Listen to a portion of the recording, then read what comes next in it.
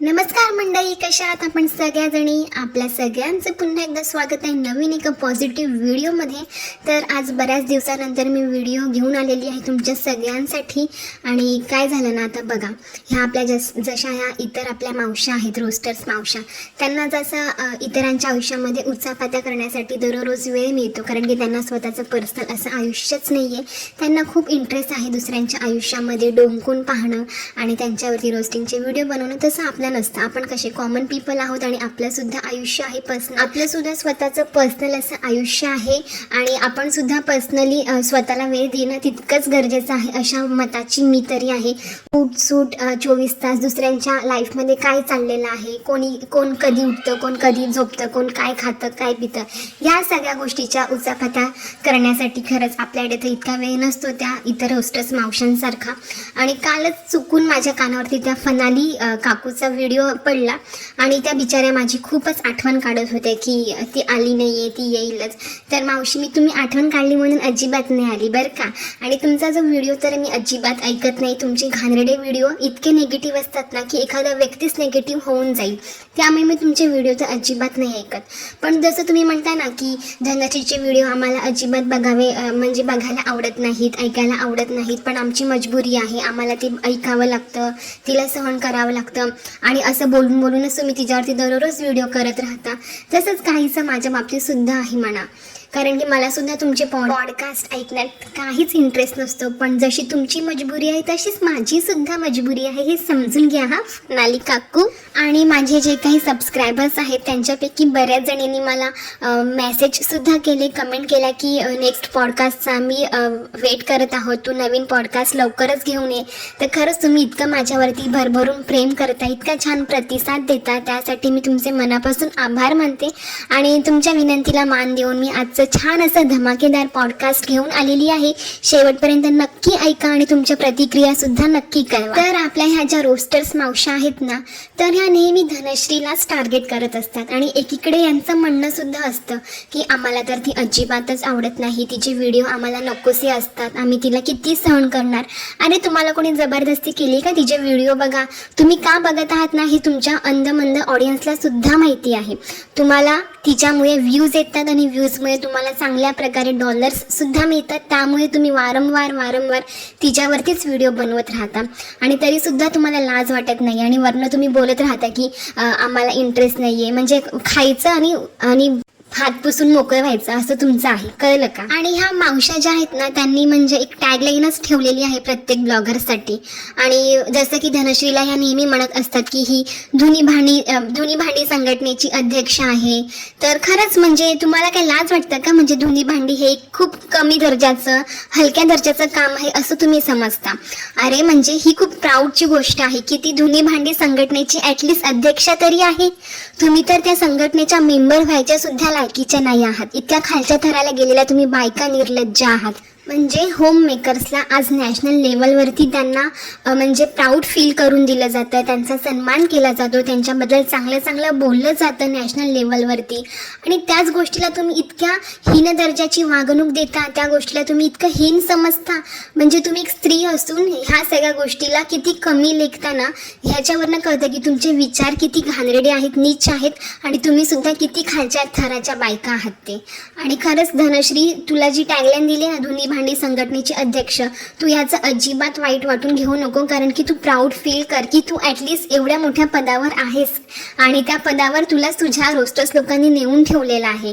आणि ह्यांची लायकी पण नाही की त्या संघटनेचे ते लोक अध्यक्ष तर जाऊ दे, मेंबर व्हायची सुद्धा ह्या लोकांची लायकी नाही आहे. त्यामुळे तू अजिबात ह्या गोष्टी मनाला लावून घेऊच नको. आणि आता तिला एक मुलगा आहे ऑलरेडी, तर ते आता सेकंड बेबीचा प्लॅन करत आहे. तर त्याच्यावरती सुद्धा या बायका जळत आहेत, त्याच्यावरती सुद्धा तिला ट्रोल करत आहात.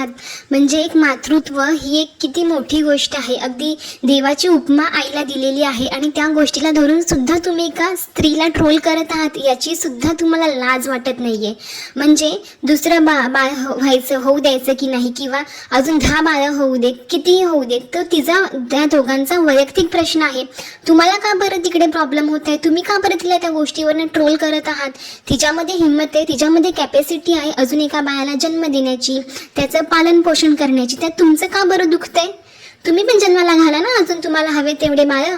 तुम्ही का बरं तिला ह्या पर्सनल गोष्टीवरनं का बरं ट्रोल करत आहात तुम्ही तिला वारंवार? तिचं वय झालेलं आहे, तिला अक्कलच नाही आहे, ती एक बाळ सांभाळू शकत नाही आहे, दुसऱ्या बाळाला काय सांभाळणार आहे? अरे हे सगळं बोलणारे तुम्ही कोण आहात? तुम्ही आधी तुमची फॅमिली बघा, तुमची मुलं बाळं सांभाळा, त्यानंतर तुम्ही एखाद्याला बोला ना. तिचं काहीच रिलेशन नाही आहे, काही घेणं देणं नाही आहे, तरीसुद्धा तुम्ही तुझ्या इतक्या पर्सनल गोष्टीवरनं तिला ट्रोल करत आहात. लाज वाटली पाहिजे तुम्हाला, अक्षरशः लाज. आणि काय हो फनाली काकू, ते मार्कशीट प्रकरण त्याला तुम्ही एकदम असं धरून ठेवलेलं आहे अगदी. तुम्हाला माहिती आहे का, तुम्ही ज्या त्या ताईंचा तुम्ही व्हिडिओ पाठवला होता ना, की हिची कॉपी करून तिने व्हिडिओ बनवला, त्या ताईला ना मी बऱ्याच वर्षापासून ओळखत आहे. तिचे व्हिडिओ मी बघत आलेली आहे. तिने शॉर्टआउट जेव्हा दिलं होतं ना धनश्रीने, त्या प्रत्येक शॉर्टआउटमध्ये तिचे व्हिडिओ असायचे. त्याचबरोबर धनश्री जेव्हा जिथे कुठे मीटअप ठेवायची तिकडे ती तिला भेटायला सुद्धा जायची. आणि जेव्हा धनश्रीच्या बहिणीने तिचं व्लॉगिंग चॅनल स्टार्ट केलं तेव्हा तिला बऱ्याच कमेंट आल्या. अशा नाही की फक्त त्याच ताईची कमेंट आली तिला, की म्हणजे हाऊस क्वीन तुझी बहीण आहे त्यामुळे तुझं पहिला व्हिडिओ व्हायरल गेला वगैरे वगैरे. आणि तिच्या बहिणीने राजश्रीने त्या ताईंना उद्देशून अजिबात बोललं नव्हतं की ह्यात माझी चुकी आहे का, माझी बहीण ब्लॉगर आहे वगैरे, माझ्या बहिणीमुळे माझे व्हिडिओ जे आहेत ते व्हायरल गेले. तर तिने ह्या ताईला उद्देशून अजिबात नव्हतं बोललं. ह्या ताईने काय केलं, ती गोष्ट स्वतःवरती ओढवून घेतली आणि त्याचा व्हिडिओ बनवला. आणि तोच व्हिडिओ त्या ताईचा व्हायरल गेला होता, जो की मी सुद्धा 2 वर्षाआधी बघितला होता. आणि व्ह्यूज सुद्धा तिला भरपूर आले होते त्या व्हिडिओला. आणि तिच्या त्या व्हिडिओला सुद्धा कमेंट आल्या होत्या की जाऊ दे, तुला ॲटलिस्ट व्ह्यूज तरी आले ना तिच्या त्या व्हिडिओमुळे, तिच्या त्या बोलण्यामुळे तुझा पण फायदा झालाच की. म्हणजे कसं ना ताई, आता तुम्ही माहिती नाही तुम्हाला सुद्धा तुमच्या मार्कशीटच्या त्या व्हिडिओ खाली एका ताईने कमेंट केलेली आहे की तू चांगला गेम खेळलेला आहेस धनश्रीला पकडून. इंस्टाग्रामला फनाली काकूला तू मेसेज केला आणि तिच्यासोबत हे तुमचं खेळणं चालू आहे, पण तुमच्यासुद्धा कर्माचा घडा जो आहे तो भरेलच, म्हणूनच तू अजून मागे आहेस वगैरे वगैरे तर ताईने बोललेलं आहे. तर मला एक ताई तुम्हाला सांगायचं आहे, प्लीज तुम्ही ह्या लोकांच्या नादी लागू नका. हे लोक इतके निगेटिव्ह आहेत ना, ते लोक तुमची सुद्धा प्रगती अजिबात होऊ देणार नाही आहेत. तुमचं चॅनल ग्रो होते, हळूहळू होत आहे, मी सुद्धा बघत आहे. त्यामुळे असल्या लोकांच्या नादी लागून हे सगळे धंदे तुम्ही करणं सोडून द्या. आणि ज्या लोकांनी तुम्हाला मदत केलेली आहे धनश्रीने, त्याचबरोबर इतरांनी, त्यांना तुम्ही सोबत घेऊन पुढे जावा ना, की अशा निगेटिव्ह लोकांसोबत राहून त्यांना साथ देऊन तुम्हाला ज्यांनी मदत केलेली आहे त्यांच्या विरुद्ध तुम्ही अजिबात जाऊ नका. हेच मला तुम्हाला सांगायचं आहे. आणि काय ह्या रोस्टर्स मावशांचं असतं की ब्लॉगिंग खूप चुकीचं आहे, ब्लॉगिंग असं आहे, ब्लॉगिंग तसं आहे. अरे ब्लॉगिंग चुकीचं आहे, ब्लॉगिंग करणं खूप सोपं आहे, मग तुम्ही करा ना ब्लॉगिंग. का बरं पडदे आडून बोलत असता तुम्ही, तोंड लपवून? समोर येऊन बोला, तुम्ही सुद्धा ब्लॉगिंग करा, ब्लॉगिंगमधनं पैसे कमवा ना तुम्ही. तुम्हाला जर वाटत आहे ब्लॉगिंग खूप सोपं आहे, खूप इझी आहे, काहीही दाखवा, काहीही शूट करा, अपलोड करा आणि भरभरून डॉलर्स छापा, इतकं जर सोपं असतं ना तर आता प्रत्येक चाळीमध्ये, प्रत्येक घरामध्ये ब्लॉगर्स हा जन्माला आला असता. पण खरंच हे इतकं सोपं आहे का? तुम्ही एकदम करून बघा म्हणजे तुम्हाला कळेल. म्हणजे कसं आहे, पाण्यात पडल्याशिवाय पोहता येत नाही ना, तसंच ब्लॉगिंग केल्याशिवाय आपल्याला कळत नाही की याच्यामध्ये किती हार्डवर्क आहे, किती मेहनत आहे, किती कष्ट आहेत, हे तुम्हाला अजिबात कळणार आहे. तुम्हाला काय, कसं तोंड घ्यायचं आपलं, बसायचं आणि बड करत राहायचं आणि बोलायचं, ह्याला नावं ठेव त्याला नावं ठेव, हेच तुमच्या नशिबामध्ये लिहिलेलं आहे. आणि एका रोस्टर्स मावशीचं तर मला एवढं हसायला येतं ना.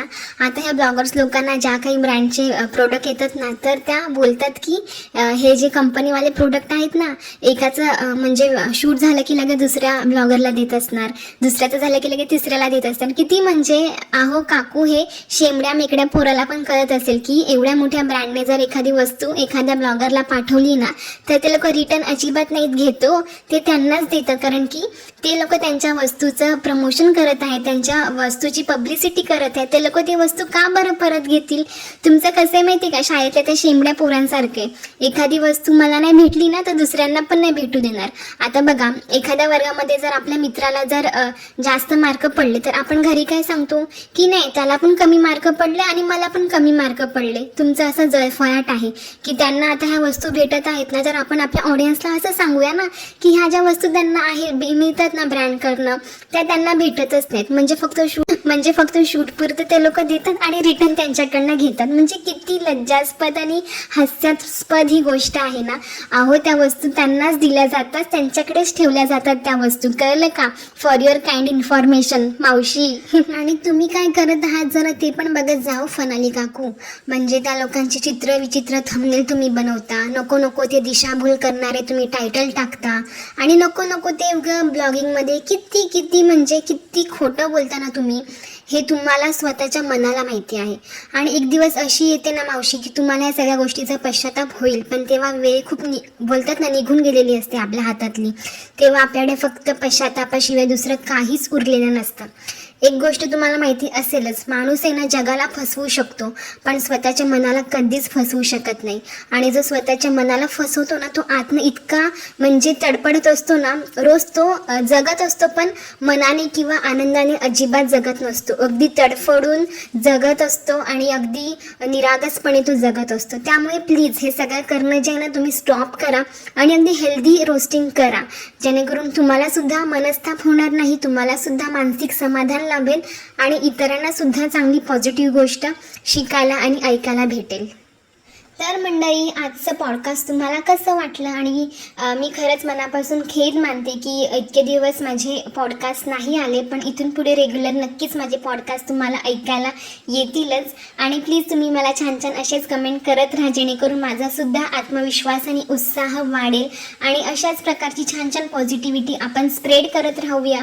आणि तुम्हाला ब्लॉगर्स लोकांव्यतिरिक्त अजून कोणत्या प्रकारचे व्हिडिओज ऐकायला आवडतील ते सुद्धा मला नक्की सांगा. म्हणजे आता आपल्या कुटुंबामध्ये सुद्धा बघा वेगवेगळे नातेसंबंध असतात, जसं आई मुलीचं नातं, वडिलांचं आणि मुलाचं नातं, सासू सुनेचं नातं, नणंद भावजयाचं नातं. तर या नात्यांविषयी सुद्धा तुम्हाला जर ऐकायला आवडेल ना तर मला कमेंट बॉक्समध्ये नक्की सांगा. त्यावरती सुद्धा आपण नवीन छान छान पॉडकास्ट नक्कीच करूयात. तर चला मंडळी, आजचा पॉडकास्ट मी इथेच संपवते. भेटूया एक छान धमाकेदार पॉडकास्ट सोबत. तोपर्यंत सगळ्यांनी आपापली काळजी घ्या, कारण की पावसाळा सुरू आहे. स्वतःची तर काळजी घ्या, सोबतच आपल्या कुटुंबाची सुद्धा काळजी घ्या. चला भेटूया लवकरच. Bye bye.